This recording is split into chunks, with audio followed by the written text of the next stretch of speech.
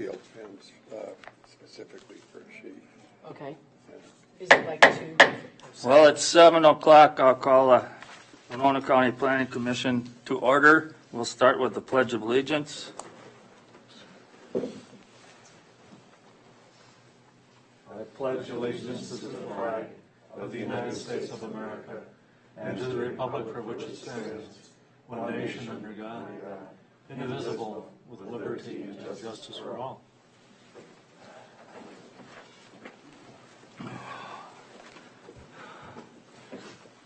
Okay, the item number 3, approval of the agenda. Or Kay, you want to say something first? I just want to welcome everyone and thank you for coming tonight. Such a beautiful night. And also to let you know that my preemptive strike on the paperless packets by no means precludes anybody getting a paper copy. We just thought we'd switch from opt-out to opt-in. And so if it wasn't convenient to not have a paper copy in advance of tonight's proceedings, just anytime, just email me and we'll make sure that you get that. And Eugene requested a paper copy and anyone else can have one too. We're just doing a little bit of a sweep through to try to reduce paper where we can, but anybody that wants one is certainly can get one in at any time. Thanks. Okay, thanks, Kay. Any discussion on the agenda? Are we going to be talking about the paperless versus paper on the agenda? Does that make sense or no? Well, I guess I defer to Kay on that. You can add that as an agenda item anytime, sure, of course. Okay, where would you like that? Wherever it makes sense. I think it's worth talking about. Well, let's do that before we get into these amendments or whatever we call it then. So First thing, like, put it above A there. okay, so we'll call it 1. Mr. Chair, Yes. is this going to be open-ended, or are we going to set ourselves a time limit? Well, we discussed this Tuesday, I believe it was, and staff and I, and we'd like to not go over 2 hours. So would we. yeah, so anyway, does that answer your question? Yes, Okay, thank you. thank you. Now, I have one thing that we also discussed after we get down to A through whatever it is, let's start with B and then go back up to A in that order, if that's okay with the rest of the commissioners. Sure.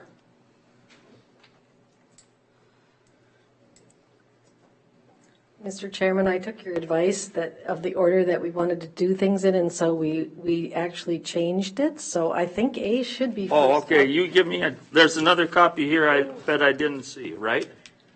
The one in your book, the agenda in your book should be correct. All right. So I flipped them. No, that's okay. Thanks for the good All right. memory, and All we right. took your suggestion. All right. All right, is there anything else we should discuss on the agenda? I suppose I need a motion then. So moved. Okay, a second? I'll second. Okay, all those in favor of approving the agenda as we just discussed, say aye. Aye. Opposed, nay. The agenda is approved. Okay, the minutes from the last meeting. Does anybody have any questions, comments? See any errors?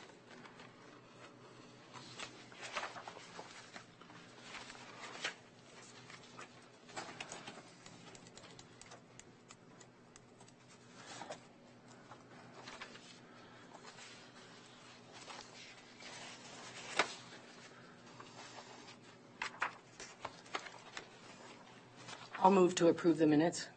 Okay, is there a second? I'd second. Okay, it's been moved and seconded to approve the minutes of the May meeting.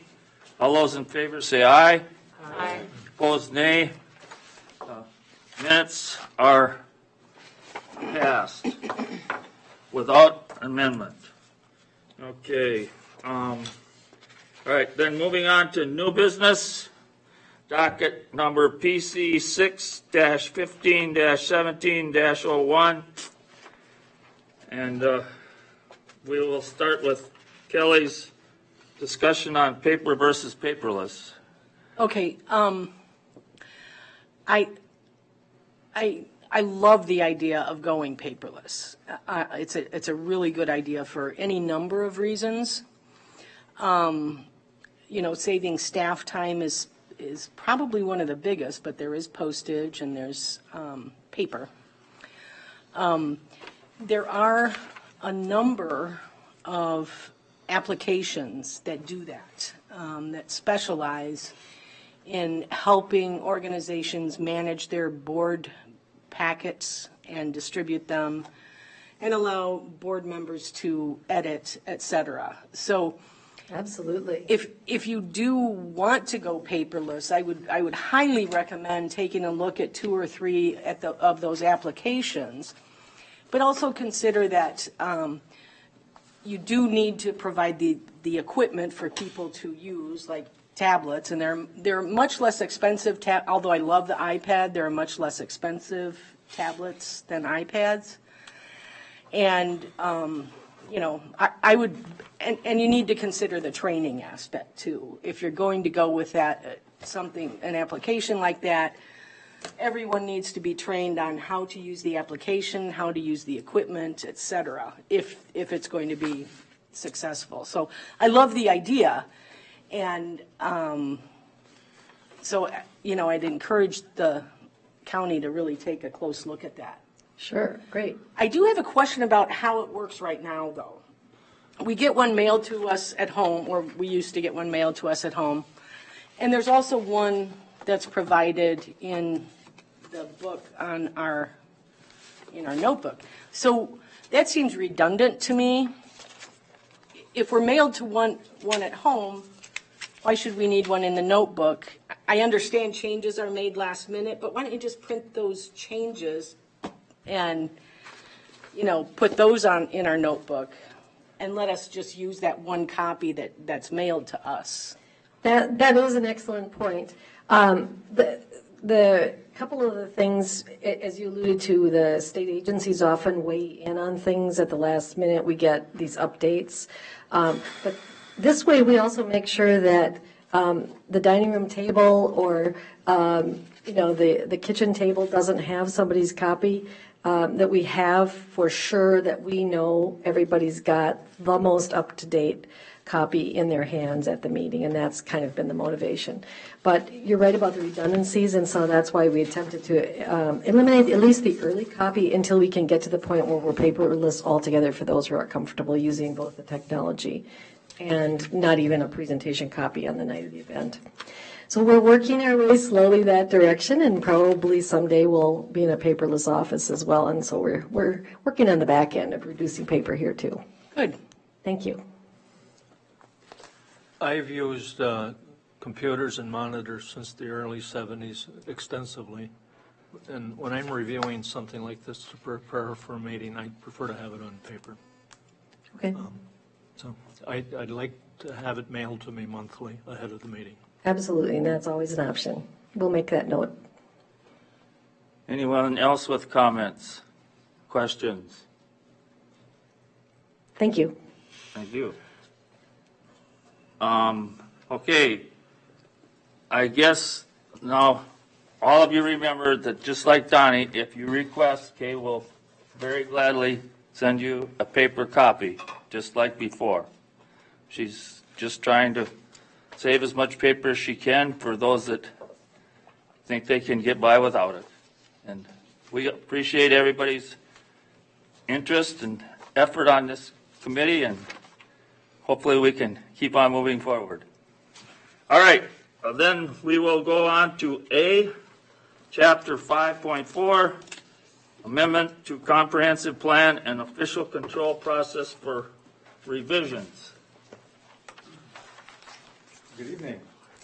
I'm just going to introduce the items and see if there's any general questions before we get into that item, which is the amendments to the comprehensive plan and official controls. Stephanie has actually done most of the work on that piece, so she's going to work through it with you. But I did want to just show you in your packets that the tables have been updated. The blue type is what's currently on the agenda, or what's been prepared. As we get new things prepared, we'll add them to that list, and they'll become blue from black. And then when they come off, once you've worked through something and they come off, we'll change the color again so that we can track those items that you've already considered and have moved on from. This is a work session, so it's a back and forth, ask questions. We want your feedback so you can move towards getting comfortable with the language. After we get through, we're going to put them on in another column essentially, and work through other items.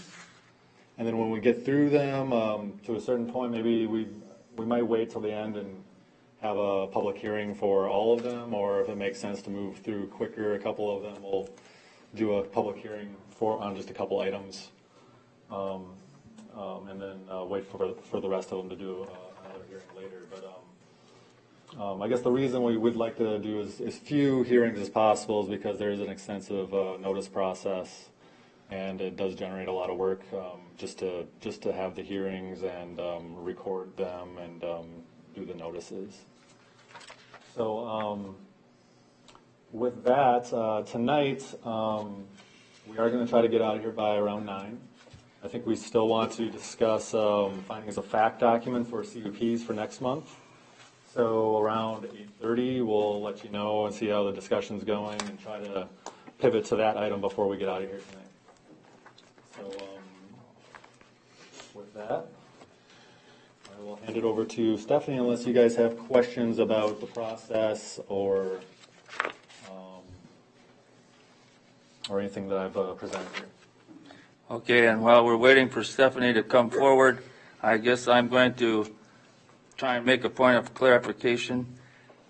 This is an informal meeting. We encourage you to participate as much as you want to, but there is no vote or consensus being considered here. So if you got the same idea as the last person that spoke, we would appreciate if you just deferred until it became meaningful so that we could get as much done by 8:30 as possible. Yeah, all these items will come back before you again for official public hearing and deliberation and decision making. So, and if you think of something after the meeting, feel free to let us know. We don't need to wait for the next meeting to do it in public. Just let us know, and we'll bring it up next time. All right. Thank you very much. All right, thank you. Set this up. Just so everyone's clear on where we're at with the procedure, we are not initiating an amendment to the official controls at this point. We are simply discussing the prospect of doing so. So we're not restricted by any 60-day time windows that our current code would require. We're just having a discussion about what the options are, what we might want to do, and then at some point there may be a decision to initiate or not initiate the changes we're suggesting. So, what I have prepared for you tonight is amendments to section 5.4, the amendments to the comprehensive plan and official controls. As most of you know, thank you. As most of you know, we went through the process of amending the official controls last summer and into last fall, and there were a lot of stumbling blocks as we went. There was a lot of procedural questions, a lot of things that were currently in our zoning ordinance that were unclear or that didn't make a lot of sense, some things that had to be clarified, and what we were asked to do and what we believe we were expected to do was to clean some of those issues up. So that's what we've tried to do with our proposal here. The idea is to make it as efficient and effective as possible, so we're not wasting your time, we're not wasting the public's time, we're not wasting the county board's time, staff time. Do as much information gathering on the front end as we can, bring that to the Planning Commission along with a public hearing, have them make their recommendations to the county board and have a county board make a decision. Get through the process as efficiently as we possibly can. We've put together a flow chart that goes along with the new writing because I know some people are more visual than reading. So the way that this would work is and which version do they have in their packets? Do they have the redlined version or the Blue line, wasn't it? well, is it the redacted version or is it the clean copy? because I sent a couple different ones. Okay. So you have the clean copy version. A lot of this language came from the old ordinance or from what was at least a summary or revisions of that. The first section that you'll see, that 5.4.1 paren 1, that's the original current 5.4.1 paren 1. What are you talking about? If you have the clean copy. Are we looking at that graph? No, I'm sorry. The graph helps supplement what you've got. Gotcha, okay. We're on page what? The text. So you have the 19? version that shows the revisions to it. Is that what we're at? I don't know where that is in here. Yeah, there's been a lot of various versions to show changes or not. So Back at page 19. Yep, you have this version. I've got an annotated version so that I can talk from it. So I want to make Okay, sure. okay. Okay. yeah, this is what threw me off. So the first section, the paragraph 1 of 5.4.1, that's the same language as was there before. There've been no changes to that. The next area at 5.4.2 relates to the procedures that would need to be followed for an ordinance amendment. It specifically would now include a listing that the types of amendments to be considered would be changes to the text, maps, or drawings of the comprehensive plan, to the text of the zoning ordinance, or changes of district boundaries or rezoning. Just the idea is to just lay out there exactly what it is that we would be talking about with those types of amendments. Why do we have so much yellow here? Because there was a lot of moving things around, rephrasing, and making it more along the lines of what we did in practice, even though not all of it was included in the zoning ordinance before. We feel like this lays things out a little more clearly what the expectations are from all sides. Well, why aren't we not starting with chapter 4.2 definitions? Chapter 4.2 definition. Because we were asked to move chapter 5.4 to the beginning so that we could have this discussion first. Okay. When we approve the agenda. Yep. So the next section starts with paragraph 2. That's the initiation of proceedings. The initiation of proceedings section is a revision from the current section 5.4.3 paren 1. And it, we think, clarifies things a little bit. It used to say an amendment to the official controls may be initiated by the county board, planning commission, or application of the owner. And we changed it to the procedures shall be initiated by at least one of the three and outlines those with a little more clarity, we felt. It's still the same idea that there's those three ways that it can be initiated, but lays them out a little bit better, we felt. Paragraph B revises the current 5.4.2 paren 1, which discusses the contents of a petition or motion. It's what are the requirements for someone to, if they want their property rezoned, what do they have to provide before that will be considered complete and before it'll be considered by the planning commission or the county board. The same would be true if it came out of the planning commission. If the planning commission is recommending that the county board adopt a revision, these items would also need to be addressed as part of that. It would have to be part of those materials because we want all the information out there in front of everybody. The way that we did it last summer with having just the documents and then trying to piece it together afterward once that 60-day process had started was cumbersome for everyone. This would require that all of that information be ready to go at the point that that 60-day window would then be triggered. So it's trying to get as much information as early in the process so that it can be appropriately considered. So then it's all of the items that would be required for petition for text, and then the next section relates to petitions for rezoning. For the most part, a lot of these things were already in the zoning ordinance before. It just moves them to a different, or requires them as part of a motion or petition. The next section, the amendment procedures, is where the majority of the changes to the old ordinance are located. The first is scheduling, and this is kind of the way that we did it last summer, which is that once an initiation of an amendment is presented to the planning commission. So if the county board, for instance, were to ask the planning commission to consider text of an amendment and they provided all the information, it would be presented to the planning commission at its next meeting. At its next meeting, the planning commission would then set up a schedule and say, here's when we're going to hold our public hearing, here's when we're going to discuss our decision-making, here's when we want to have our, do we want to have written comments during a time period, here's when that will start and end.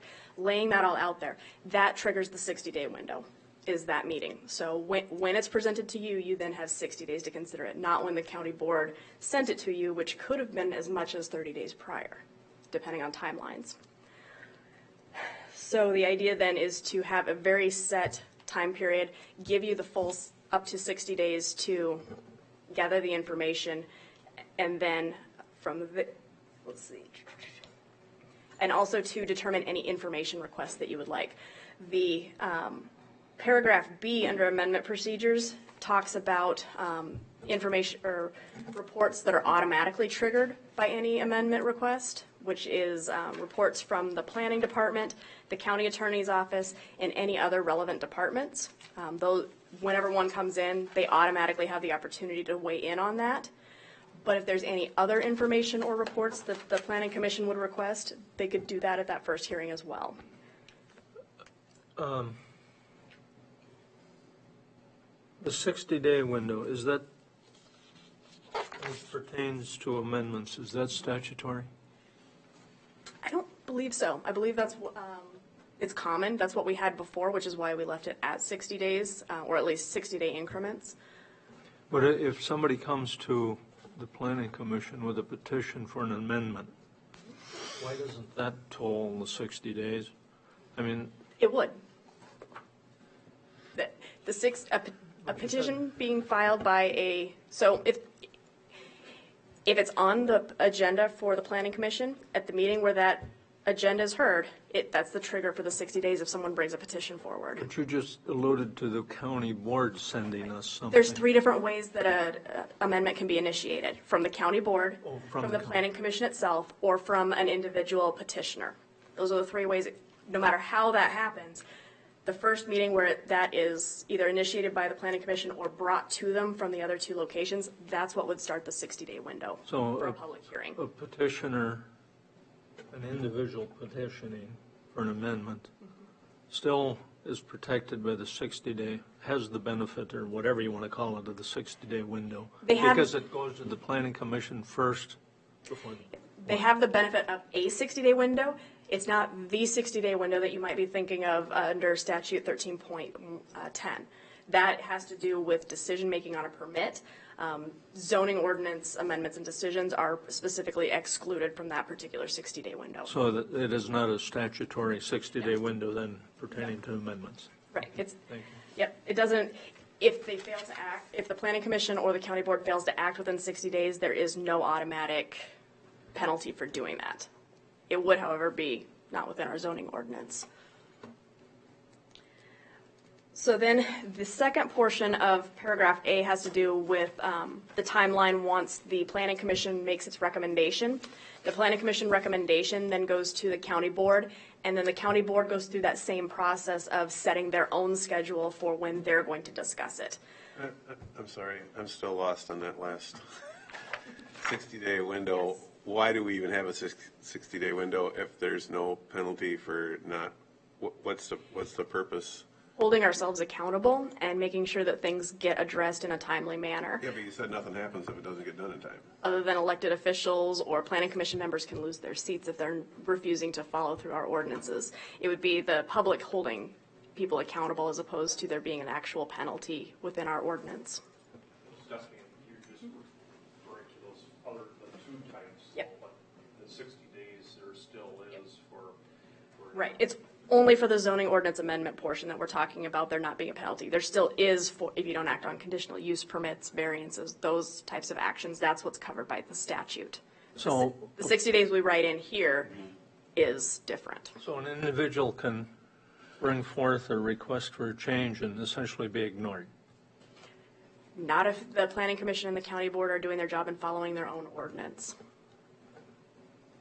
Doesn't answer my question. I think it does.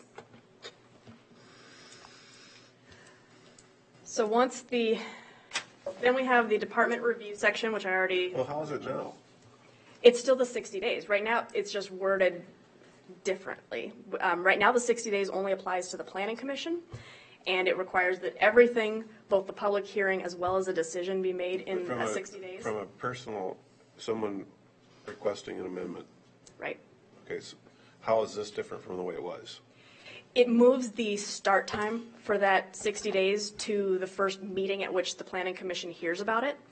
It used to be when the county board triggered it, that's what used to trigger the 60 days. This then moves it to when you If it was first a hear county about board it. request, I'm saying an individual request. Then it would have been whenever planning department received it. So if we close the meeting tonight and somebody goes to the planning department first thing in the morning and files a petition, that triggers the 60 days. Not when that then gets brought to the planning commission Yeah, at its next so- meeting. So it could sit on planning department's desk for 2 months, and that person, No. Because it has to be brought to the next planning commission meeting. well, even then, that person could have lost 30 days. No, right now, we would have lost 30 days. Right. Well, Wait a minute. who do we Who's the represent, the people or the? We would then only have another 30 days to make a recommendation to the county board. That's how it is now. What this would do would be to, if it takes 30 days to get before the planning commission for that first hearing, then the planning commission has 60 days in which to hold the public hearing on it. Where did the 60-day come from on this? The reason we continued with the 60 days is because that's what was in the previous Well, if zoning I'm an ordinance. applicant and I'm coming to the desk, I don't want this to be able to go 90 days. I want it to be done in 60 days. So what you're doing is dragging it out further for the applicant. Not necessarily. But we're hopefully putting Well, reasonable. yes, it is necessarily. That's exactly. It doesn't have to take 60 days. It can be addressed much more quickly. I We're not think- requiring that we set it out 60 days to do anything. We're saying within the next 60 days, this has to happen. Once that happens, within this time frame, that has to happen, which gives us the flexibility when But we're the talking starting, about you're major, changing the starting time. to hopefully make it more efficient for the planning commission to do its job and review everything, all the materials, and have everything in front of it. We're not saying it has to take 60 days for that public hearing to happen. We're saying that in the cases of those major zoning ordinance amendments like we were dealing with last summer, it gives that leeway to do that. If you want to hear it at your next meeting, absolutely, that can happen. But I'm not talking about what comes from the planning commission or Right. what comes from the county board. I'm talking about the third. You said there's 3 ways. Yep. If an individual comes forward, they come to the window, we're stalling them another potentially 30 days before they even, and I'm not okay with that. Well, actually, I mean, I kind of understand it because I just went through a process like this. And, if I go to the planning office, my application is not going to be considered until the next either, planning commission meeting or whoever's going to hear it. And so you ask, think when are the- they going to hear it? The reason it was 60 days probably was because a 30-day, there could be we're going to have meetings once a month, and it could be delayed up to 30 days before there was a meeting. Now there's another 30-day window for that meeting to take place, so that's why it was 60 days. But now we're saying we want to have another 30 days, essentially, which, as a customer, I've got stuff I want to do. I want to build my septic system, or I want to do whatever I want. I don't want the government to consume another 30 days of my time. Well, I don't think we're planning on doing that. We're not, that's not the plan, but it's giving authority to the government that they didn't have before. No, well, Yes, it is. Yes, it is. I'm not clear, though, on the 60 days in statute pertains only to a petition for a permit? Or Land does use- it yep, pertain so also to petitions for a change? It does not apply to zoning ordinance amendments. right. So that's, you're saying that's just a policy issue for the county board to establish? Correct. It's already been established. There's been that 60 days in our zoning ordinance, No, which it's- is why they're we continued with the putting 60 30 days days more into it. And also, one of the things as well is that the way that our current zoning ordinance is written, the planning commission has 60 days to hold a public hearing and make its recommendation. There is no timeline for the county board after that. The county board can take its time, do what it needs to do, and there's no real end point to that, which is why we made a lot of these revisions to try to put very set timelines to every piece of the process so that everybody knows when something has to be done. I can't really see any delineation between a request for a petition for a permit as opposed to a petition for an ordinance change. But you're not dealing with the permits. No. You're dealing with, Comprehensive if somebody plan, comes in zoning and wants ordinance to- amendments. It's, if there's if you want to change how your property is zoned. Okay, so the county might want to change their zoning ordinance, or the county might want to change their comp plan, and if we stall things out another 30 days, I mean, that's kind of a, whatever speed, I don't have an issue with that. But if the customer comes in and they're trying to accomplish something with their property, Yeah. I'm guessing that the old language was probably developed more from the citizens, and the new language is developed more from government. The old language was just kind of vague. Yes. I think that's kind of the point. They're trying to define Yeah, it. no, it wasn't. It was clear that you've got 60 days from the time the petition is received. Now you have 60 days from the time the petition hits the planning, Right. the planning meeting. So that adds a potential 30 more days, 31 more days. How often Where does is that this, language, the prior language? how Do we often have does that in this here? happen? About how many requests often. like this do we get? I mean, this is my second year, I haven't seen one yet, so. Eric, do you know how often we get citizen requests for changes to the zoning ordinance that are submitted by petition? Not very often. That's not relevant. The only, I guess, I have always been under the impression that a rezoning request is under statutes 15.99. And that's a statute of the 60-day law, that if you're an agency, if you receive any application Is that one in there? of any kind, so it basically says zoning. So Because there may be case law out there that says that ordinance amendments are excluded from that statute.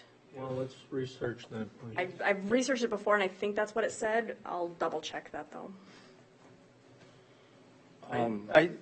The other two venues or whatever methods of bringing the change, I don't care about if it's the board or the planning commission, it's another 30 days. But for an individual to come in and, Or it could be a business that wants to, Yeah. they're trying to drive the That's what I economy, they're mean. trying to make something happen, and We did have one last year, if you remember, it was before you Yep. for a comprehensive plan change, just on the edge of Winona.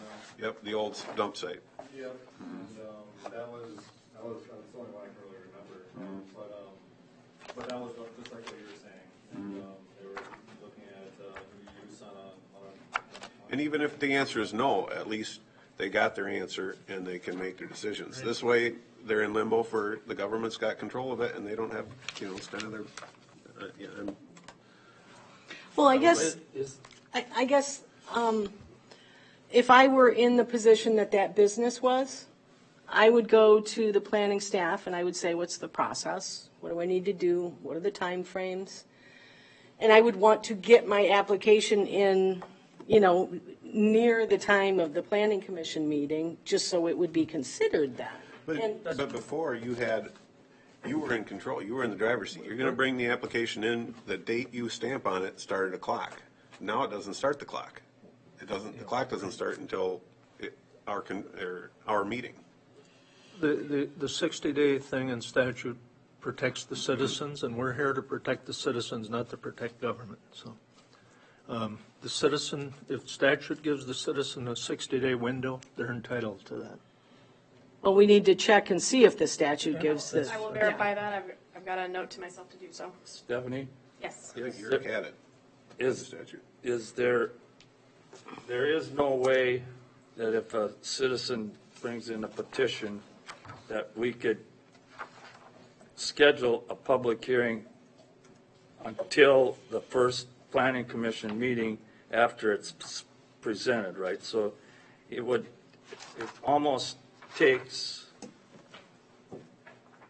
60 days, If they submit it the day after a planning commission Yeah. meeting, it could. If they submit it right before a planning commission meeting, it would take 30. right. So They- we're kind of between a rock and a hard spot. Well, we're adding 30 days to the process. We are, I think what we're trying to do is not put ourselves up against a wall every time something comes through, and to give ourselves enough time to have the public hearing, research, if there's more information that's needed, give time to gather that information, and then come back and actually make a decision within the time frame that we lay out for ourselves, instead of having to constantly be counting days and trying to, extend the 60 days. Then the county board should pass a resolution, We're breaking our own rules, sorry. pass a resolution directed to the legislature to change the statute. If it applies. The planning commission can always call a special meeting or whatever. Absolutely. We're not tied into a regular monthly meeting at all. We're here to serve the public. And the idea with the scheduling is to give you the flexibility to set a schedule depending on what is in front of you that will appropriately reflect the complexities you'll need to deal with. That's what we're It trying gives to the do. government more flexibility, but it takes time from the applicant.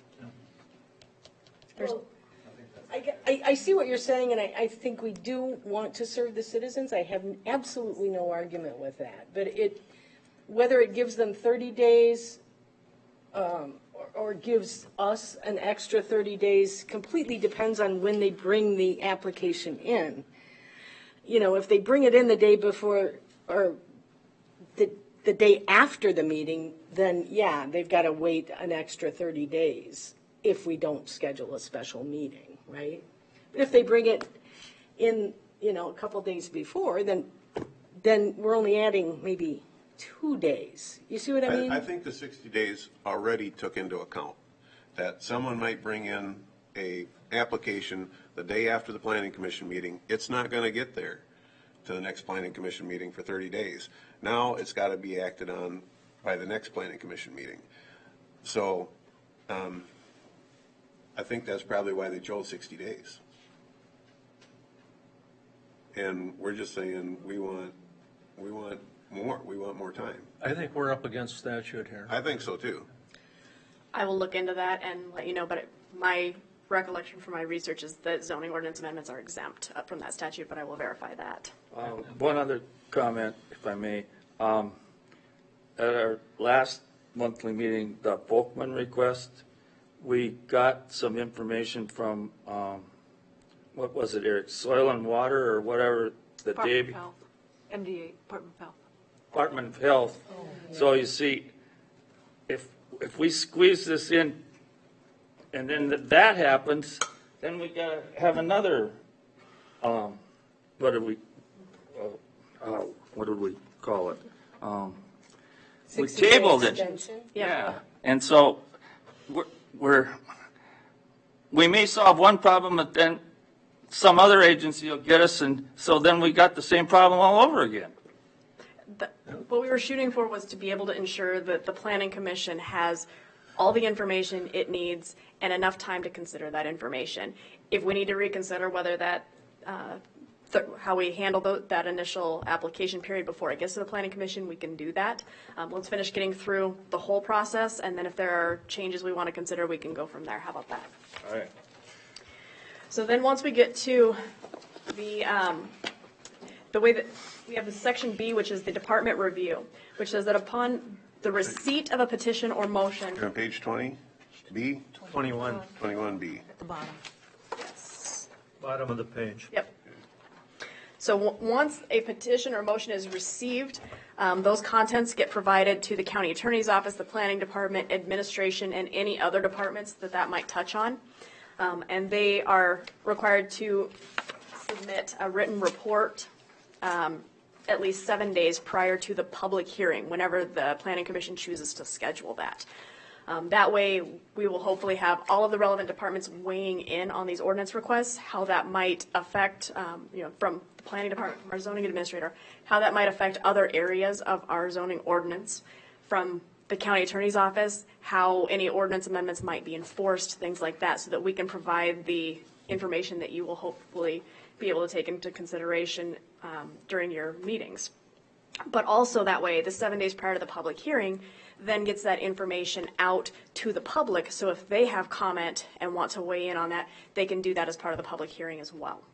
So it gets all that information out there up front rather than the way we were doing it last summer with trying to pull all the information together when we were up against the deadlines. Hopefully this way we will have more information earlier in the process. Also, at that point, as part of the scheduling, if a majority of the Planning Commission requests so, other agencies or organizations can be asked to submit similar reports. This came from the way that things played out last summer, where there was various agencies that additional information was requested from. And again, those agencies would also be bound by that 7-day window. So if there's places that we need to hear from, that gives the time and the ability to do that. We added in a written comments section. This was not in our ordinance before, but this is the way that we did things last summer. And it allows for the Planning Commission to choose whether or not to have a written comment period.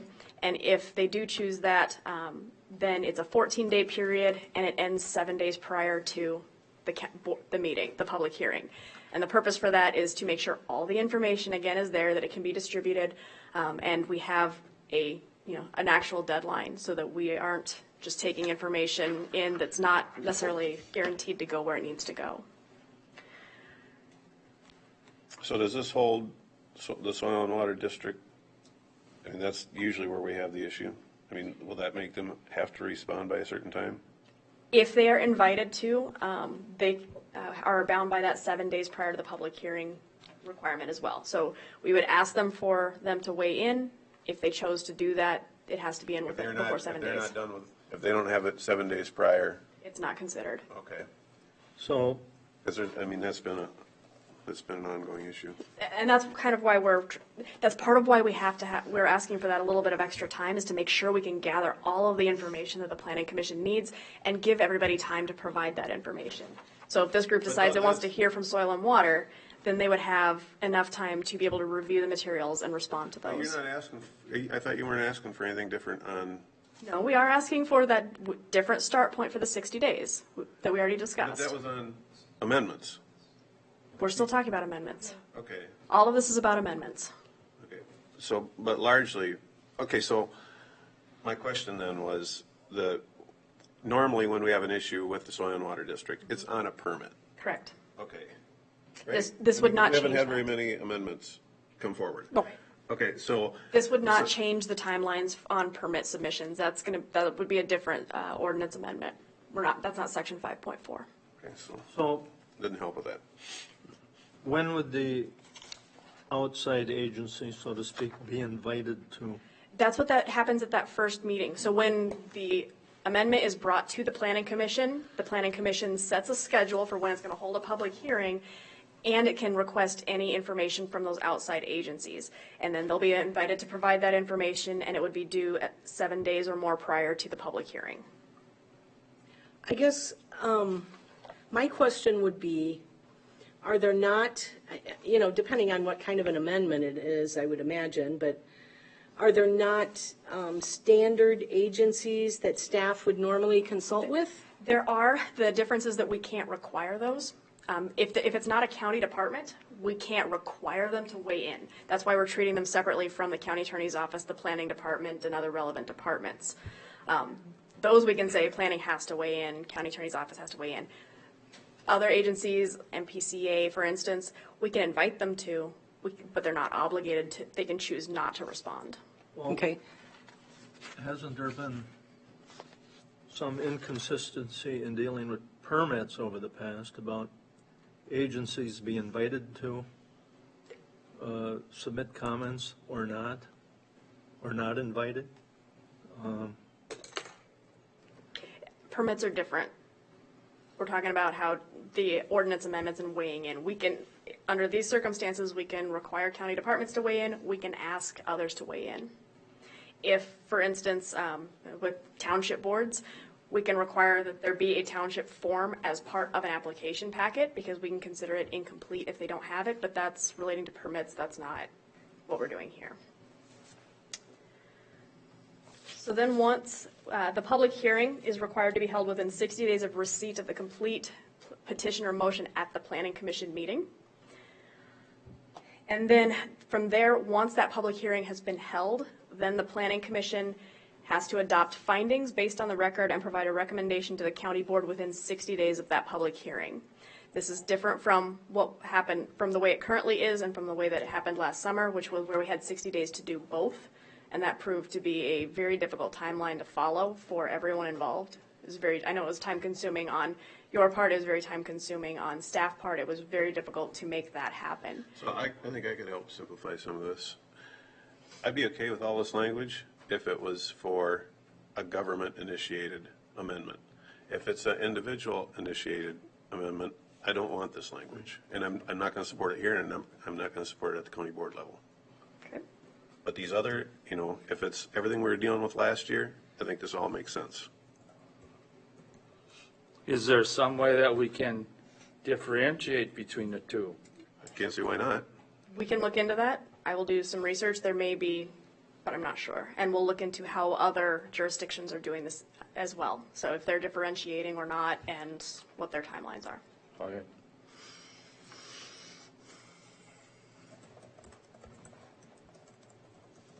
Okay. So then the recommendation, which is very similar to what we had before, is that the recommendation shall be to approve the proposed amendment, disapprove the proposed amendment, or approve a revised amendment, which is what we talked about doing last time. Then that gets provided to the county board at the next county board meeting for which that can be on the agenda. So they will then do the same process of setting their own schedule. They can also choose to request additional reports or presentations if there are specific questions or concerns that were raised as part of the public hearing or that the Planning Commission has raised. And they may choose to consider those. And any additional information or reports has to be received at least 7 days prior to the next board meeting at which they have elected to choose, or they have elected to discuss it. The board is required to adopt findings based on the record and act upon the proposed amendment within 60 days of the Planning Commission's recommendation. That was not in there before. There was no timeline for the county board previously. We included in here in section 4 what the record will consist of, which I know we had a couple of questions come up about that last summer, so we wanted to make sure that it was here and clear about what would be part of the record versus not part of the record. So the petition or motion and all of its contents, any public hearing testimony, any department or agency or organization reports or presentations, any written comments or submissions, and any meeting packet, handouts, recordings, findings, recommendations, and actions from either the Planning Commission or the county board. The notice and publication requirements are, at least down to item number 7, are all from the old ordinance. They're just kind of moved around a little bit. Do you have a projection? I'm backing up some. Do you have a projection of how long this could take? Based on those initial timelines, maximum of 180 days, plus if it's a petition that comes in early before a meeting, the leeway there on the front end. So it could take 6 months to... Okay. Ideally, that will not happen. If it's a simple request, there's no reason why it couldn't be done in 60 to 90 days. But there's also the ability for it to take longer. Yes, when needed and when appropriate, you have to hold each other accountable as well of getting things done on time. If it's a simple request, set it for your next meeting and address it then. If it's a complex one like the silica sand amendment, take the time that you need to gather the information and make sure it's done right. That's what we're trying to give you the flexibility to do with this. And that gets us down to item number 7 item number 7, which has to do with timeline extensions, which allows for those timelines to be extended by the county board. The Planning Commission can't choose to extend its own timelines. The county board would have to authorize that. But if there is good cause and they would have to make a finding of why that is, they can extend it for up to 60 days beyond the original timeline.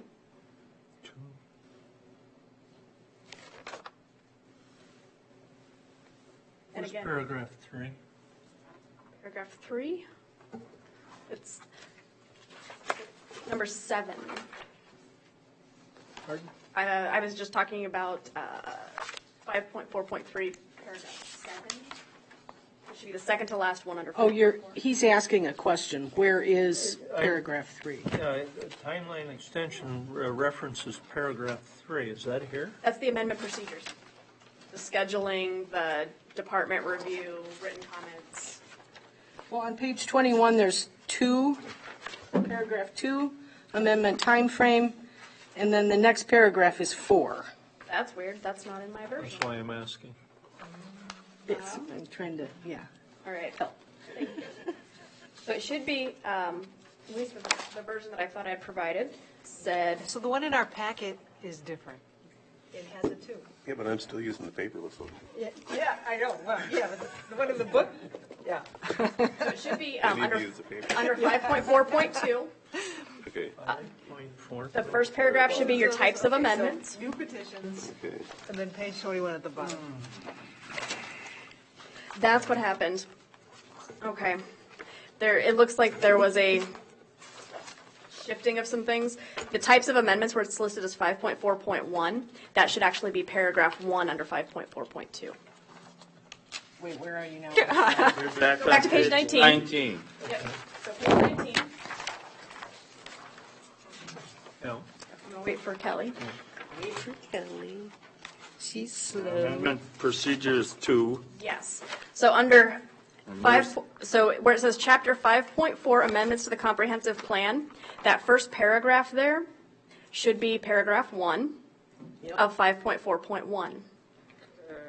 Or the So where it says 5. point one's been lying through. Right. And Yeah, that should actually be 5.4.1. And then 5.4.2 should include, as its first paragraph, types of amendments. So it just shifts things down a little bit.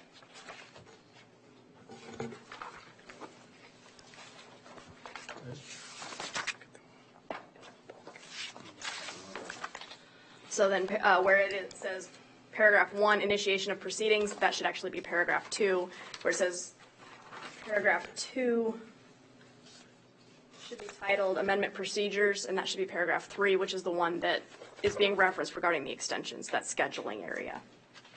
So the idea is that that paragraph, on page 21, change 2 to 3. we will make sure you get a copy with the correct paragraphing.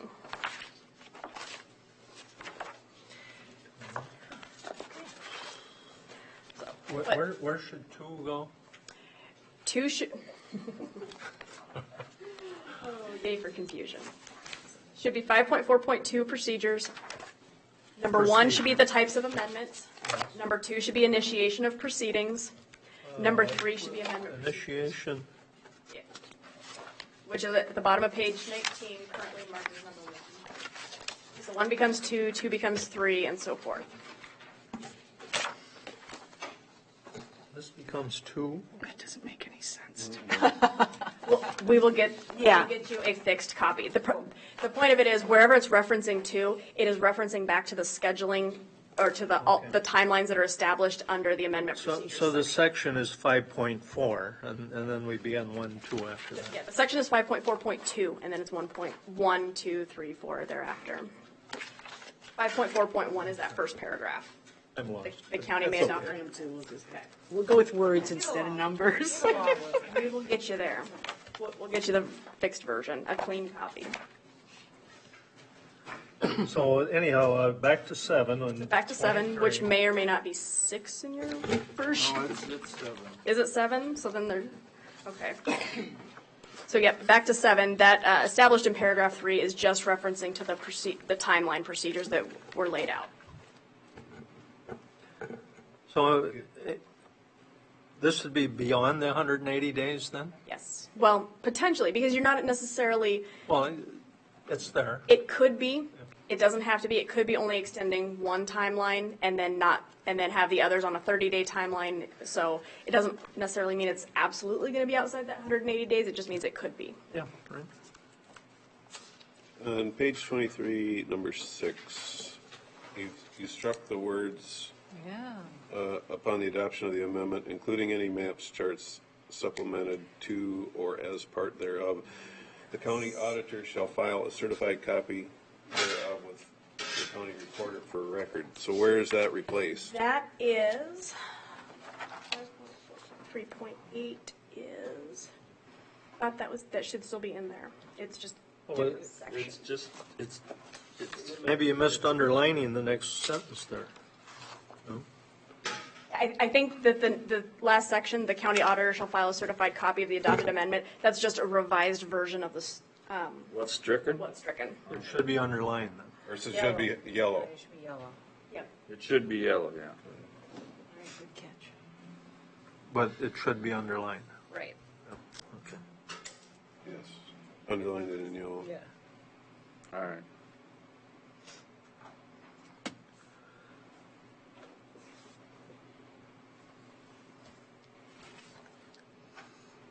So I guess then the questions are, does this make sense? Are there, other than the things we've already talked about, is there anything that we should be looking into or considering from your perspective?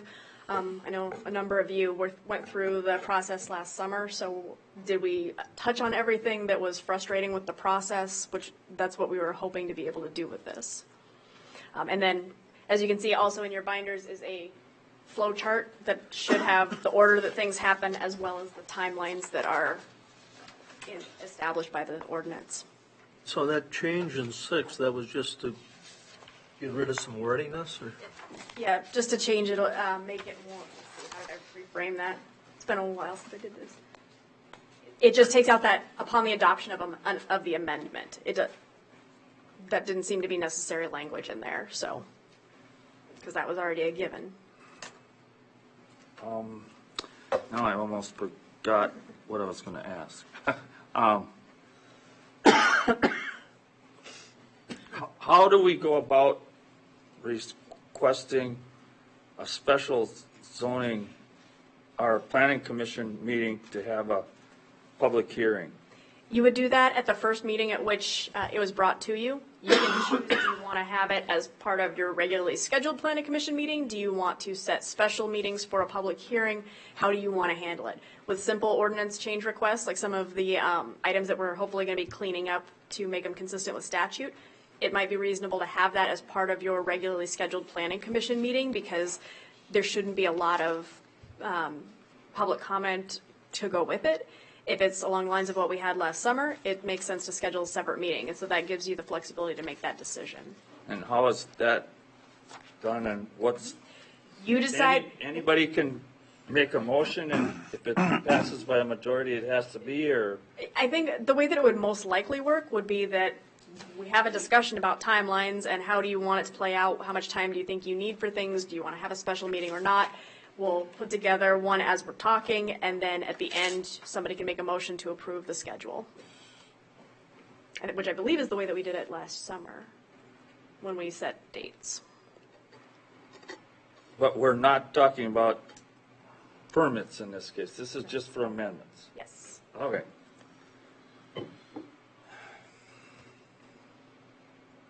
Anything else, or go back and look at the things that we've talked about, and we'll bring this back to you with a fixed numbered version at a later meeting?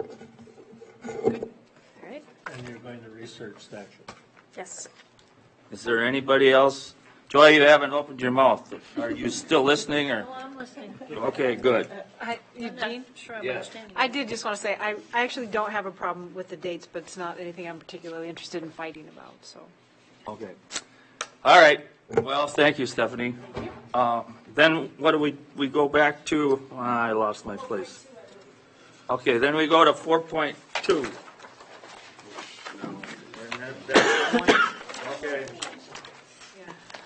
So now we're doing 4.2 minor modifications for the. But didn't, okay, shouldn't that be next now? Because this is, Well, you think so, yeah. But the order of this appeared to me that didn't change. They didn't change this copy. All right, so I'm just going to talk about some amendments that we're thinking of that involve feedlots. So there's 3 areas of our current ordinance that will be potentially changed. The most dramatic change is going to be the addition of a definition in Chapter 4. adding the definition of minor modification, so I'll talk about what that means. 19 underneath petitions. And then, I'm sorry, you okay? And then the other two are within Chapter 8, the feedlot chapter itself. Okay. Some clarifying language. The definition is on page 19. Yep. All right, so I want to explain a little bit about what I was trying to get at with adding the term minor modification. This is some language that I borrowed from the state of Minnesota. And a minor modification is basically one of four things. It can be non-routine maintenance of an existing liquid manure storage area, so a pit that stores manure. If someone needs to repair or replace their liner, whether it be concrete or plastic line, clay lined, they can do that without needing a conditional use permit. If someone is repairing or remodeling an animal holding area, so a barn, an outside lot, they're not increasing the capacity of the amount of animals, just what's existing. They wouldn't need a conditional use permit. The third example of a minor modification would be the installation of what I call, or what the state calls, a limited risk liquid manure storage area. And those are smaller storages. They're under 20,000 gallons. So I have a couple examples on the slide there. On the lower right-hand corner are some concrete precast tanks. Livestock and feedlot operators will use those to hold parlor wash water, just smaller liquid manure storages. And then another example of a limited risk liquid manure storage is on the upper left-hand corner. So that's just a poured pit that's less than 20,000 gallons. That's what they look like. The last example of a minor modification is a sand lane or a sand settling lane. And folks who are in the dairy enterprise may install those to recycle sand that they use for bedding. So it allows them to just take dirty sand, they can rinse it, stack it so it dries, and then they can use it again. So it cuts down a lot of trucking to get new sand. Sand is really corrosive when they put it in their pits, and so when they pump it, it can break down their equipment pretty fast. And so I've been noticing, as I've been permitting folks, that a lot of these are included in some of their proposals. And as our ordinance is now, anytime you add manure storage, that constitutes a change in operation. So you have to go through the conditional use permit if you're at that 300 animal unit level or higher. And so by putting in minor modifications that just strictly say, I'm going to do one of those four things, I'm not going to add animal numbers, I'm not going to increase my main pit, I can be exempt from the conditional use process. I think that it's a great idea because people are probably going to try to avoid the upgrades if they know they got to come down here. Right. They're not asking for more animals. This is going to make them more likely to comply and do the right thing. A perfect example of that would be the Gurnis application, right? Correct. Yeah. Yep, that's where I first encountered that. Okay. So they put in robotic milkers, but they needed a place to put the processed wastewater that came with adding robots, and so they had to put in a storage that was under 20,000 gallons. I think they ended up adding, actually no, they went below. Right. They didn't add any, they weren't able to milk as many.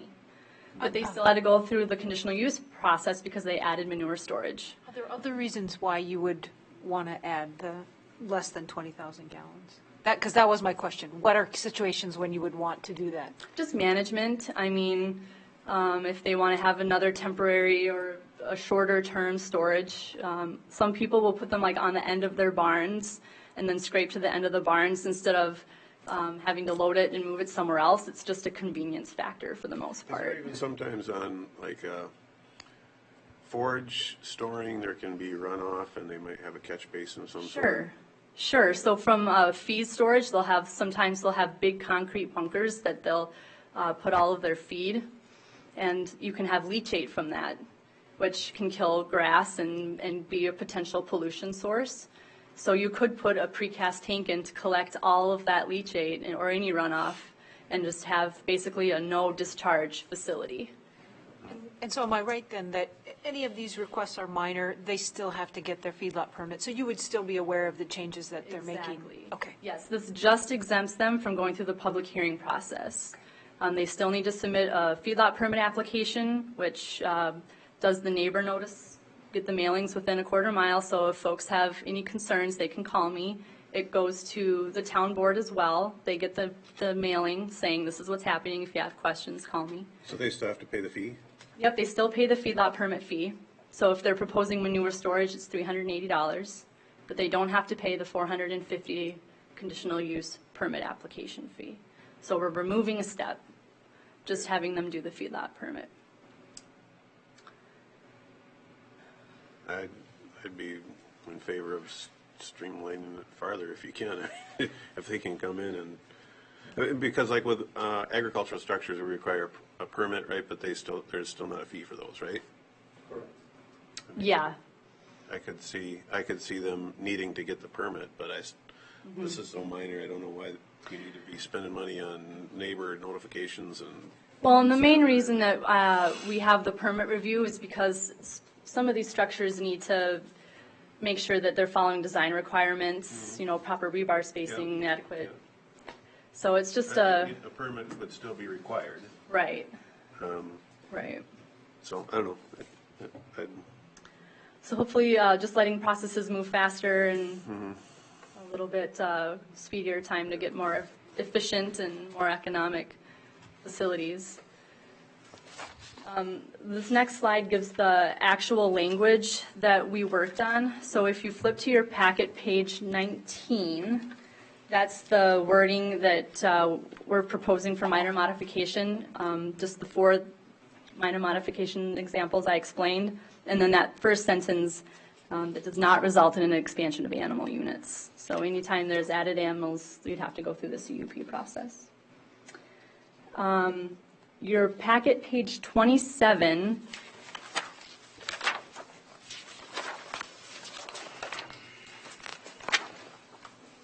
if you look at chapter 8.4.2 and then the highlighted C, a modification defined as a modern. So this just clarifies that, yes, they still need to have a feedlot permit, but you don't need to go through the conditional use permit process. And then lastly, on the top of page 28 is the last proposed amendment, and that language clarifies that minor modifications would be exempt from going through a conditional use permit process, but reiterates they do need a feedlot permit. So any questions or suggestions? Yeah, it seems pretty easy to understand, and I was just having a hard time keeping up with Stephanie on the amount of changes and she's a fast talker, and I wasn't. This I can get a grip on, and it's not a major change. I think it looks good. Yeah, I mean, I'm really hopeful, you know, a lot of the feedlots that we have are trying to retrofit their current facilities just to make it a little bit, you know, reduce the cost of inputs. So you see a lot more recycling of bedding, using, in the last or a couple of planning commission meetings ago, we had a gentleman come in that's going to actually recycle his manure and use it as bedding. So I think this is a trend we're just going to continue to see. And I think a lot of folks they're happy with the number that they have. They don't want to have to go too big because it's a lot of work. But yeah, hopefully this will help them. Basically giving permission to make improvements. Exactly, yep, exactly. Since we're going through this process, are there other minor modifications you might propose we include? I mean, these were the 4 that were the most obvious to me. Are there more? That's what we have Yeah. staff for, and she'll think about it.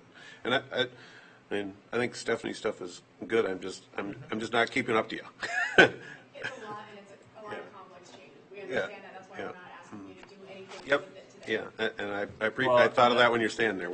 It's coming back, right? Yeah. Okay. And the other thing I'll get it is, digested we before discussed next this at our meeting, before this meeting.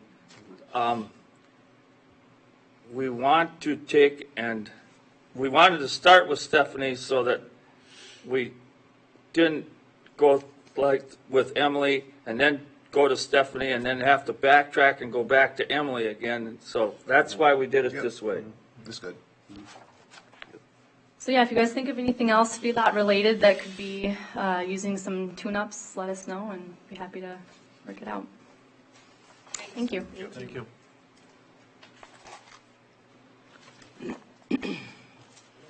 Still doing pretty well with time, so it's all right. We'll move on to the next item. Tell us what page, Lou. Well, I'm afraid I don't have your packet number. Yeah. Oh, okay. It'll be on the next page after Stephanie and the supervisor. 510-2, general enforcement. That's correct. That's packet page 24, top of the page, near the top of the page. There you go. Okay. Thanks, Don. According to the agenda, it's going to be 563, which is on page 20. Yeah, it'd be the variance is 5.6.3A2, Which is on page what? just above that. At the bottom. 23. Okay. Well, I found that. Good job. And so, it starts upon receipt of said application. Is everybody looking at the right? Yeah. That first sentence is from the existing ordinance. Second sentence is new language. Actually, you should recognize it. It was in the old ordinance, and it is also very similar language from in the conditional use permit section. It just was omitted in the variance section. So we do this every month, whether it's in state statute actually. But there has been confusion, and we're constantly having to go and check state statute to make sure that it's the same. When And you say old ordinance, you mean the 2011? 2011, prior to 2011 ordinance, And yes. so, just for consistency, I see you've been changing planning director to planning and environmental services, and you didn't on that one. We're at, The first line. Yeah, first line. Actually, we'd like to change it throughout the code because we don't want any part of the department to feel like they're not a member of the department, or that they would be exempt from any language or responsibilities contained within it. So I think there just, again, in statute, there might be some places where it says the planning director has this authority or has that authority. So I think I saw one of these places where that had been changed, and it might have been statute. okay. We'll look at it and make it consistent throughout the document. And so since that was in that chapter, we changed it for that chapter. Is there any questions on the 5.6.3A2? No, I don't have any. Moving on to 5.10.2. The main piece in that section is under 6.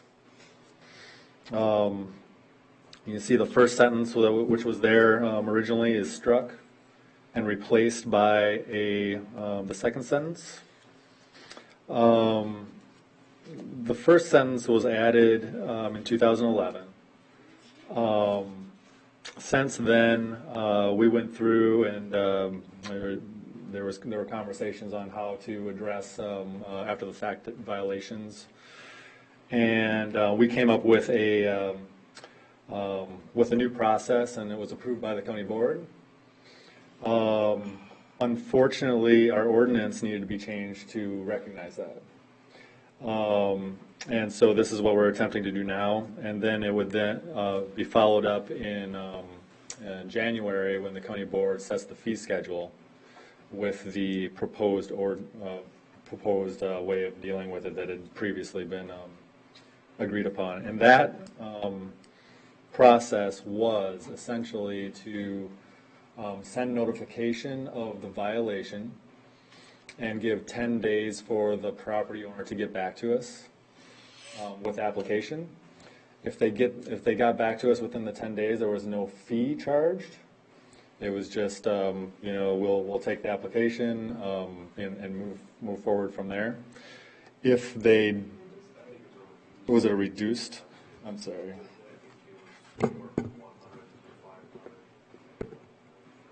Okay. And then if they did not, though, it would be if they didn't get back to us or they continued to be out of compliance and not make application, then it was a full $500, I believe. So, but that again is something that we bring before the county board as part of the fee schedule. And this just allows that to be set every year by the county board as part of their fee schedule. This is a little more, kind of work with the people to get them into compliance, That was isn't it? the idea. I mean, more than just, we caught you and here's $1,000 fine, right? Well, right. Compliance is always the goal. Yeah. We're not in the business of trying to be the new sheriff in town or anything. Yeah, I mean, the previous language said they would need to be fined automatically, not less than $300. Yeah, okay. I think this makes sense. I like it. And, I mean, we can get what was proposed for the fee schedule, the exact language to bring to you later. But again, that would be a county board decision.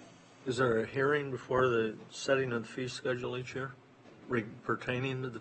Yeah, it's county board agenda, and I don't know, I mean, there's always, yeah, it's not really a public hearing, it's, It's just an action item on the board agenda, and people, you know, you can see it on the agenda, and you can come, you know, use your 2 minutes before if you want to speak to it, or there's, I mean, we don't do much of those fees, you know, all that often. I mean, yeah, it's pretty, I mean, if you were to set it, I would assume that would stay in that form for years until it's no longer working for us, and, you know, we wanted to make an alteration, but the idea would be that would be the policy for going forward. I guess, I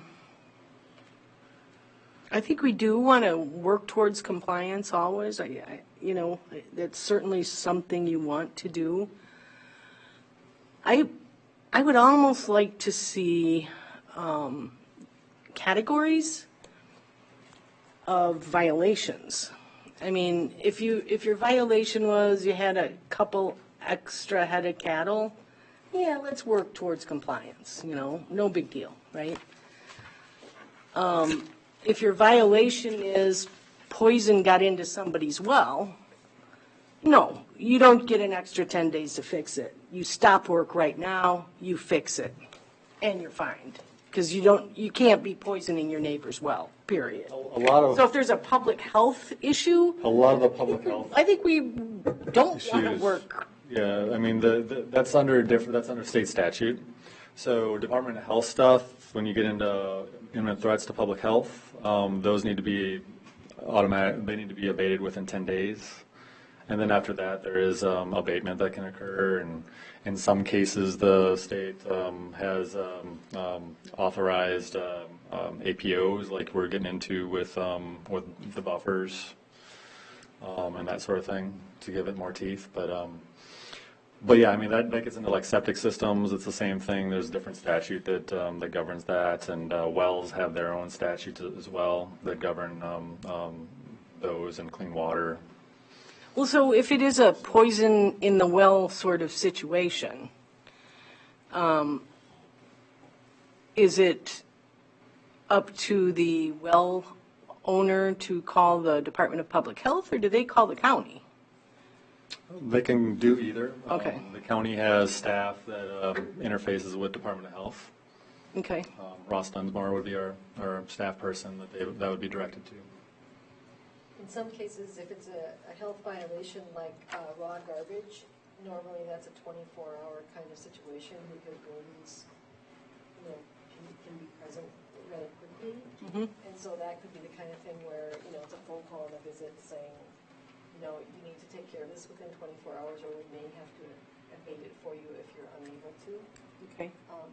But if your recycling container is open too many days in a row, it's going to be a couple of letters and a general reminder why, you know, the commodity can't get wet because it's reduced value. Yeah. You know, that kind of thing. And again, a lot of that stuff isn't zoning ordinance. That's other ordinances and statutes that govern those types of situations. I'd feel even from the standpoint of if it were to end up in court, we want to show due diligence that we, you know, we took these steps. First of all, we sent a notice, and we followed up with a second notice. went through this process, rather than first day we sent $1,000, you're out of compliance, $1,000 a day. I think the judge is going to say, hey, you know, that person didn't know. It's unreasonable to charge them $1,000 a day before you've gone through this, you know, this process prior to getting to that. I mean, ultimately, it's going to be ramped up to compliance. And I think there's a spot in the zoning ordinance that says the planning director has every authority to use a full array of different methods at their disposal to you know, force people to do what they want to do. But this is just saying, prior to that, you're going to get these notifications. And if you're willing to come into compliance, then we don't have to go through the court proceedings, and we've saved taxpayers dollars. And then the judge is going to look at it more favorably too, I would think. Well, in discussions with Stephanie and Emily and staff, stringing out too many letters, you know, all of a sudden you're 2 years into something. I think what we're striving for is consistency across a couple of platforms of kinds of violations. There's obviously going to be some variations, but to try to, you know, if something should end up in the county attorney's office, that we have documented, we've been consistent, we've been fair, and we've, you know, tried to administer things the same way for everyone. And that's kind of the goal with all of it. Yeah, if you go to the next, that kind of leads to the next section, actually. No, there it is. 5.10.3, we get into our procedure. That's the spot where I think in statute it might say the planning director. And you think in state statute? I think so. I think this might be Don't you taken. normally say zoning administrator in statute? No. Sometimes. Anyway. I don't know. You'll find out. If it's, Stephanie, if it says in statute zoning administrator, can we, as a county, say planning director? It depends. Okay. Good word. It might, it's one of those things where it depends on whether or not the county board has the authority to delegate any responsibility to someone else. Yeah. So I think Okay. going down goes what the statute says unless there's authority to do otherwise. Okay. Yeah, I'll make note, though, we'll try to make it consistent.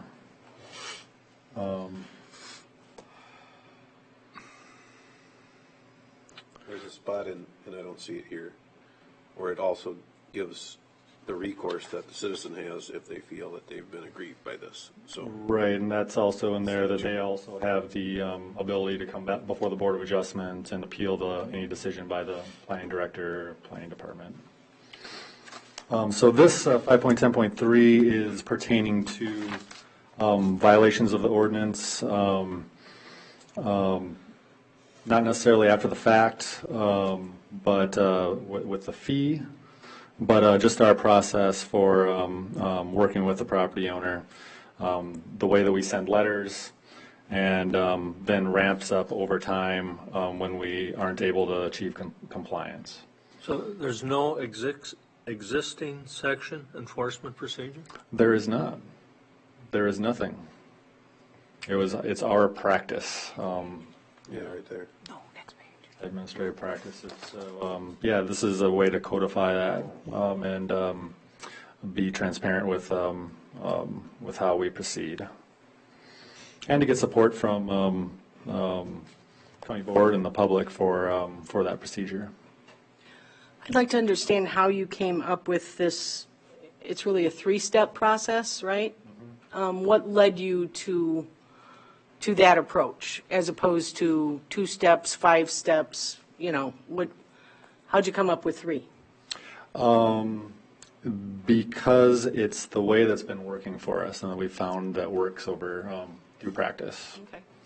Okay. You don't want it to get. I mean, you could add a bunch of steps, and this actually, there's a lot of flexibility within here to work with property owners and to give time. There's no real time frame other than for 10-day abatement for and to get people to come and actually start talking to us. So we have the ability to be flexible, but if we don't get compliance and people are continuing not to do what they need to do, then we have the ability to move to the next level. And eventually, essentially, you send a letter. Then if you don't get compliance or you don't get the person working with you, you send another letter where you ramp up the tone of the letter where, hey, you know, this is serious, you need to pay attention, there are ramifications if you do nothing. If we still don't get abatement or compliance, then it's sending to the county attorney's office and getting them involved. Yeah, to me, you know, in the event it ends up in court, this looks really thorough. It looks like, you know, we did our due diligence to try to bring this person into compliance. Now they still aren't in compliance. They're being unreasonable, not us. Right.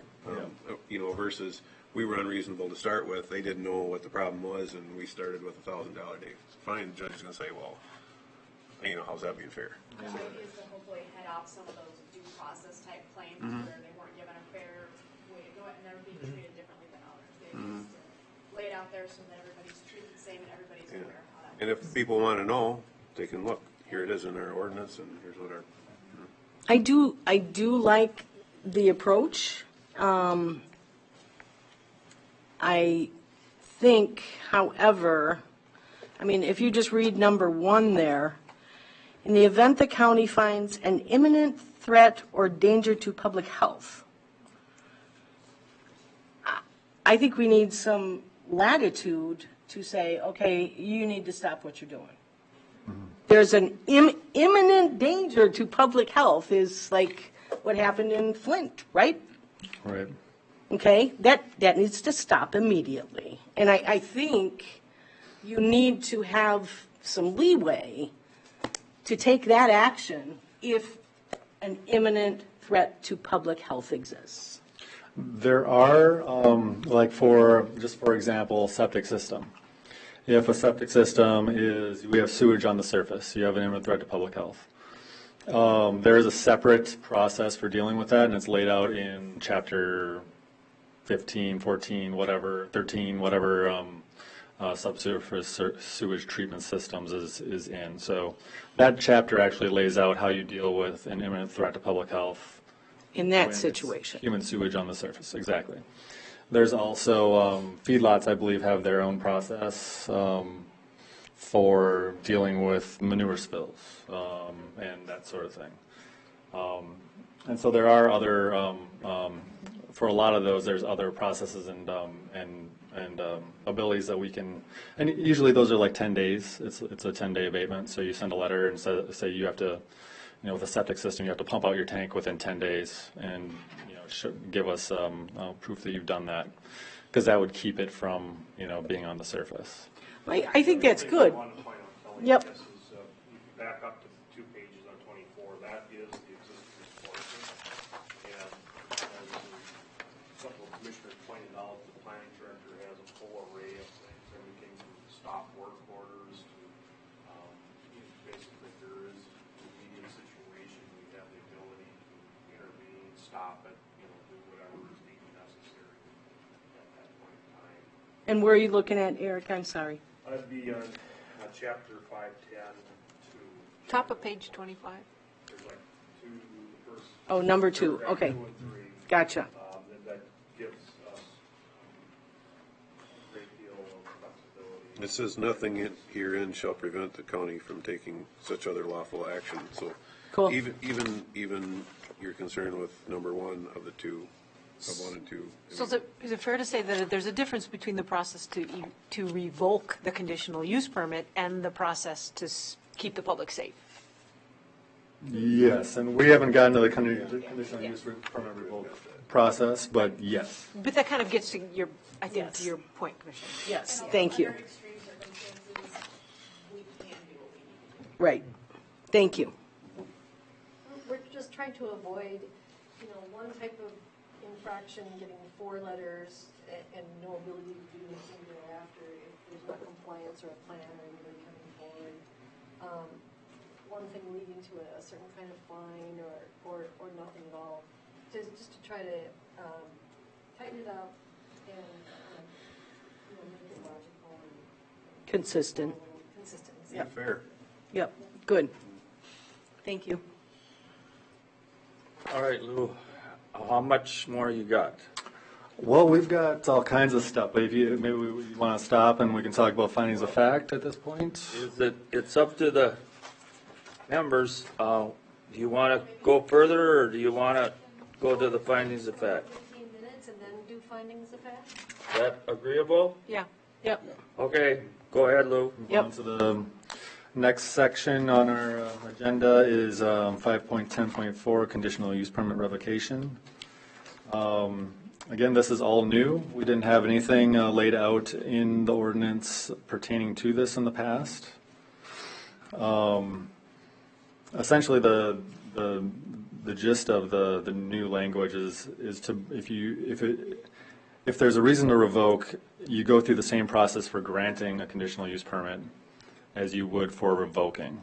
So it needs to come before the planning commission. There needs to be notice to neighbors, to the paper, and just like a conditional use permit for granting one. Only you would be considering the revocation of it, and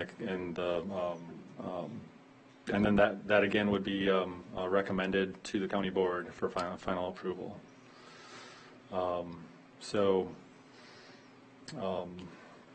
You go through the numbers. In the event that there's a violation of any of the conditions set forth in the conditional use permit, county has the right to revoke a conditional use permit through the following procedure. Zoning administrator and/or planning and environmental services director shall be given notice to the permit holder advising the conditional use permit will be recommended for revocation or modification to the planning commission using procedures outlined in 5.10.31B. That's the new language. This is all new, yep. 1B says the planning commission shall hold a public hearing to investigate, set additional conditions, and/or revoke the conditional use permit, and forward the recommendation to the county board. So, Lou? yes. Is the planning staff then supposed to come up with findings, or how is the planning commission supposed to gather information to investigate and stuff? Yeah, that's a great question. I think that's a great question. I don't think we've really talked about it, but I would hope that the criteria would be taken into account. But you also have to look at the conditions placed on it. So it's not just the criteria. And I mean, correct me if I'm wrong, Stephanie and Eric, but I think you can revoke without Negative findings. without making those findings. Without making findings related to the criteria in the ordinance, you would still have to make findings that conditions have been violated. Right. And Never implemented. right. So your findings in this matter would be, staff's findings would be, these were the conditions that were agreed to, these were the conditions that were violated. Yeah, I mean, this could be for just repeated infractions of not having not meeting the conditions. Right. But I mean, this also could be brought back to you, and you could say, well, okay, sure they are doing that. I mean, you have discretion, so you could say, yeah, they are doing that, but we'd rather change the conditions. Well, I know it We'd says rather that. do something else to But to who's meet it. who's supposed to come up with the evidence that says that what is actually happening? We can't do that as a Staff public would- hearing here. Staff would be presenting the information, the history, and documentation of the conditions that are being violated. Okay, that answers. Mention a complaint, a member of the planning commission that drives by, a board member, all sorts of people give us information about things that aren't supposed to be happening based on the conditions. So we get the information from a variety of ways, then we're charged with, okay, is this correct? We need to collect evidence, photographic, review against the conditions that they're supposed to be observing. And and see if we can get compliance. Because we'll always try to get compliance. Yeah, I understand that. So all Yeah. of that then will be brought to you. The last course of conduct is going to be to try to revoke conditional. All right. So by then, there should be a big file for you to consider. And, yeah. Thank well, you. Yep. And if you take a look at the process, I mean, they've already been given numerous letters. And so that's already in the file that we have to consider. So that's kind of part of our evidence. Well, yeah, that would make sense. Yeah. That was in a violation of the ordinance, but that same language would make sense in violation of a conditional use permit, right? Yeah, I mean, as far as enforcement procedure, we'd probably be doing something similar to that procedure leading up to that, exactly. Okay. From paragraph A, we go back to 510.3.1B on the previous page, right? And 5.10.3, right, 1B would be, so they get a notification, then they get another 10 days, and then they get an outline of the enforcement actions, which takes us to paragraph B. Is that right? right. Okay.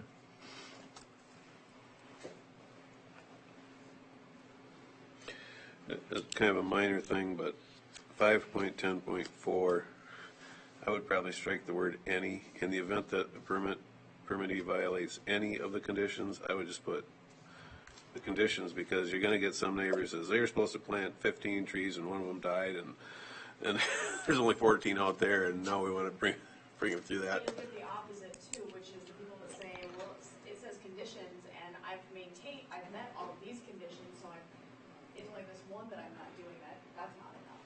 So you can get both arguments on that. That's why maybe it should be any one or more conditions, because you can violate for a single condition if it's serious. But it's really implied if it says, without the word any in there, it's still implied that you violated the conditions of the ordinance. It just seems like you're setting the table for nitpicking by leaving the word any in there. Or for someone else to, I don't know. I think it says the same thing without the word any, and it just, Right, 5 minutes. I think, yeah. Oh, It's too bad. The next ones are just to renumber that. Yeah, it was just, because we would be adding 2 new sections, we'd be pushing the other later segments from 5.10.3 to 5.10.5, so it's just a numbering change. I'm missing your point here, Commissioner Jacob. Are you saying it should maybe read that in the event that a permit E violates a condition of the ordinance? violates the conditions set forth in the conditional use. That's what I would put. I would leave any of, I would just strike those 2 words. Yeah, I think you're right. I think it's implied. I mean,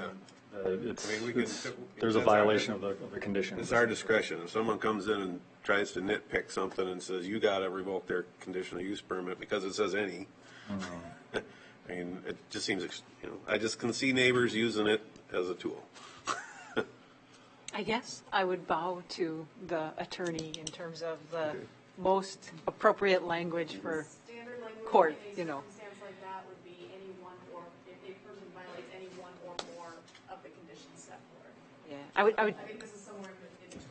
I would think whatever gives us the best position if we end up going to court over something.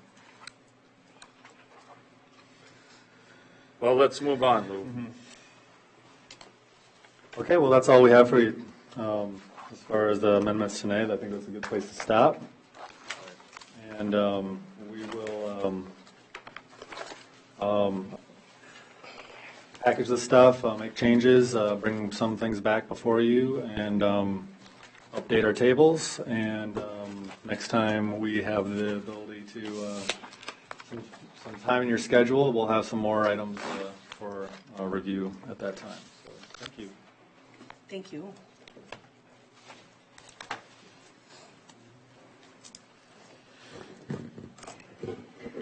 All right, we'll try to go through this last part, which would have been found on the left-hand side of your packet as a more recent addition. Chairman Hanson, we being the Planning and Environmental Services staff, Eric, Lou, Emily, Chuck, and Blake all took a look at the findings of fact because our chairman asked if we could simplify it and in order to reduce confusion on a packed schedule. And so I took a stab at it, and Stephanie said, oh, I think we can tweak it and improve it and simplify it. So on page 2, because page 1 is something that Chairman Hansen normally signs after a finding of fact has been concluded. So page 2 is on the back side because, again, we're saving paper. It's two-sided. This is a theoretical that you would see. This doesn't have every eventuality on it. So the standard language that was in the previous findings of fact is the first paragraph. And then it starts with number 1. In this particular case, the staff report is something that flipping back and forth to the staff report recommendations from the technical analysis that the staff provides to you for your decision-making process, it's hard to flip back and forth. So the suggestion was get rid of this will and will not language by our chairman. And the second suggestion was insert a synopsis of the staff's summary about why the conditions were felt to have been met. And then you can say, well, we don't agree, or we don't, or more appropriately, we would just like to vote on it, or we're going to have a discussion on it, whatever is appropriate for the item. So that's why it says will not or will. It's based on a theoretical imaginary case. Essentially what it would mean is that instead of you getting a blank version where you have to fill in the will not, and the because, you would be getting a draft that you could subsequently modify if your view differed from what staff included. Does it have a blank there to fill in? Nope. If you differ? No, it would be, you would get the draft in draft form, and then the group as a whole would have to choose to revise it or not. It just gives you a different starting point with more information included.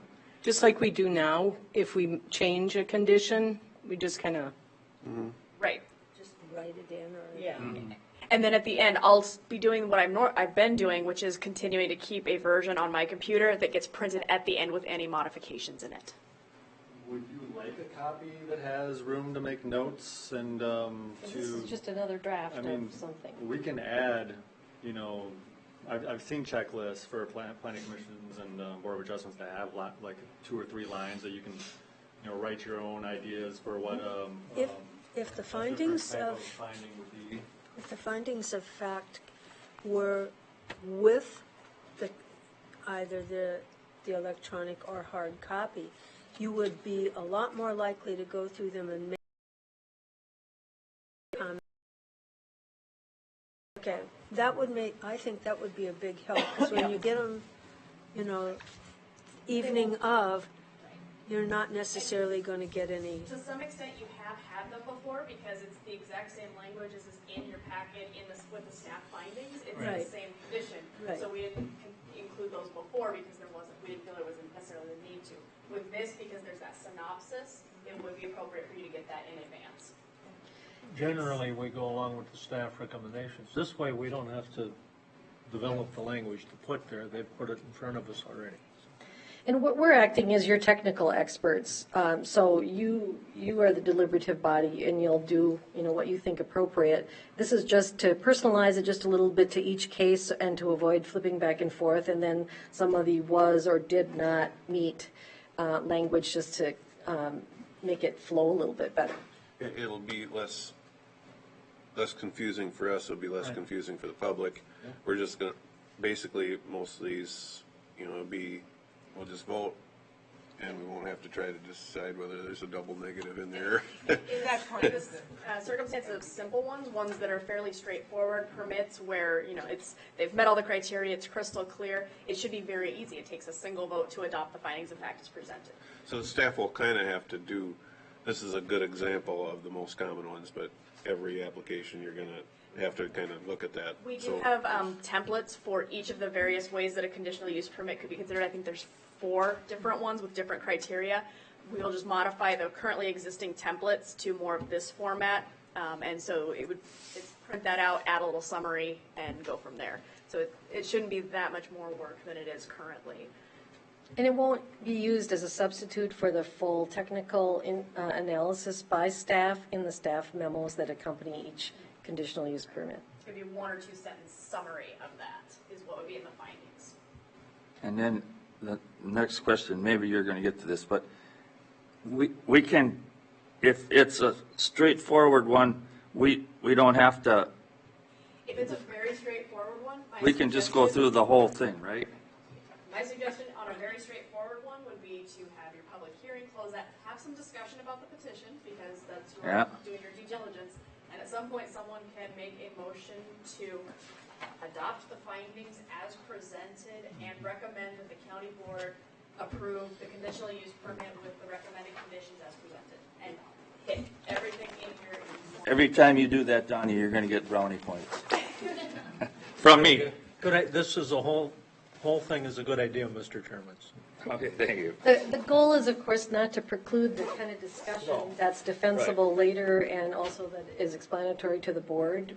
But also when something like the second solar CUP that was clearly a clone of the first, to allow you to expedite things where it makes sense, where it doesn't cut off the kind of due diligence or public discussion that one would want. And then the second piece to it, as you notice, there's 3 separate documents essentially here. The first one is just the chair's acknowledgement of what the decision of the recommendation of the planning commission is. The second would be the findings of fact, which are a separate document. And the third would be the conditional use permit that the planning commission is recommending be either approved or denied. And that would include the description of the property, it would include the permit being sought, and it would include the conditions being assessed. So those 2 documents would be what the planning commission would recommend the county board then adopt.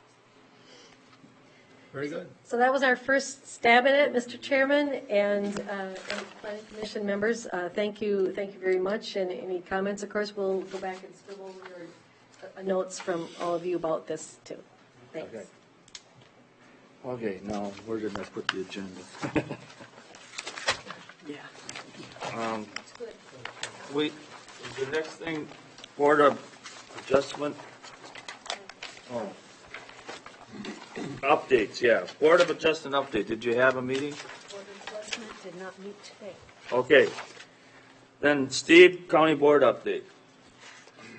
Yes, we approved the Atlee Shetler application and both solar gardens. So they went through. So to staff, so do those approvals, those notifications go out to those the solar applications in Shetler? They've got mailed notices that they're. They will get mailed notices once the paperwork is processed. Yeah. So. How long does that? Settlers know they've been in. We've spoken with them. Okay. And I sent a note to the solar folks as well, so they know. Okay. But then they get official notice in the mail at a later date. Okay. Don? Are you finished with your update? Yep. Okay, tagging on to that though, the approval of the solar petitions. I'm going to renew my request that there be research done on the bonding aspects of those solar petitions. We do have that on our list of things to research should it become relevant to petition review. So if you get a similar petition, you will have your answer at that point. So you're not doing the research until you get a petition? One that it would apply to. And you can do that timely, within 60 days and all that stuff? Okay. Eric, if you can't say anything, just say you can't say anything, but what about our table motion? Can you say anything about the circumstances? Yes, there was extensive meeting that occurred this morning out at that site. There was 3 of us from the planning department, there were 5 or 6 DNR agency people on the site. And,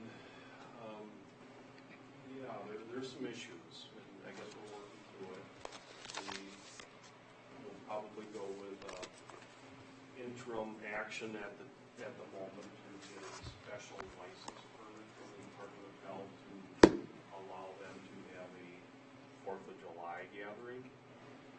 If they want to seek more extensive use as the 10 or 15 sites and follow through the conditional use permit, they will need to put together more information for us, and they will have to make some corrections, both with the existing units that are there to the porta potty unit to the pavilion. And electrical. Electrical was one of the requests that we wanted verification on, as far as the state electric. So, the spokesperson for that group made a list of the things that they want to do.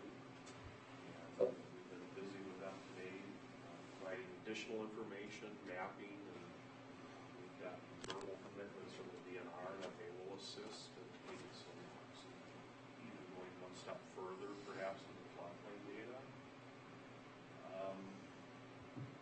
If this comes forward to the planning commission, it's not crystal clear on the language of the Department of Health. I've talked earlier this week with the Southeastern Minnesota zoning administrators group, and the only experience that I had heard back from is in Wabasha County, where they looked at a site, one or two, and they had gotten conflicting answers from the Department of Health regarding that flood. But I've been told that if we do our work in good faith and conditions are reflective of that, the Department of Health will honor the conditional use permit that they granted for the long time. But with that being said, we're talking about intensified use in a floodplain where there is risk to life and property. It becomes more and more of a liability. With that in mind, I think it's a safe update. Thank you very much, Eric. All right, is there any other topics or discussions that we need to hold, or anybody want to say anything? I guess, I'll just go back to, we've got 8 minutes. I won't take them all. Okay, all right. Go back to the idea of packets. Until we do an actual application that goes to some sort of a tablet that will be provided to us, I'd like to continue to receive a packet in the mail. However, I don't want you to also have to print this one. I just think that's redundant. So would it make sense if they were only to print additional stuff for this, and we all agree to bring our printed packets to the meeting? If we have printed packets? Jay is going to address that. I think she addressed that already. Well, I guess I didn't get it then, sorry. I'm not entirely comfortable with that, actually. Okay, I didn't get that at all. And the reason is, and sorry if I was unclear, and like I said, I'm happy to print extra paper copies of the packet. The revisions to the packet, it would be easy just to include those, but I don't want to take the chance and have to scramble at the last minute with staff when they need to have this prepared the day before in order to get other presentations ready, that someone will forget their packet. And it can happen. We've all done it.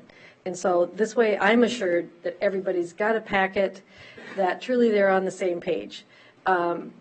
I very much appreciate you're trying to save paper, because that million sheets of paper and 20 grand, I'd like to cut that in half.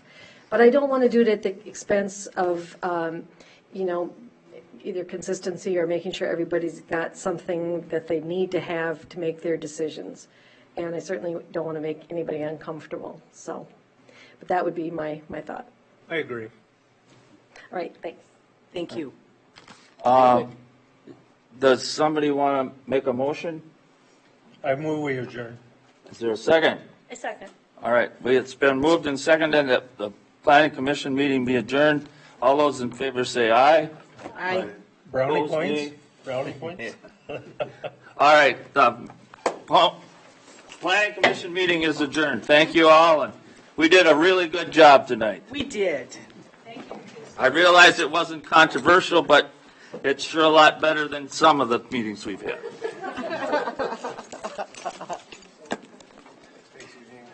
You're welcome. Oh, I gotta get that thing for you, Steve. It's right outside the door.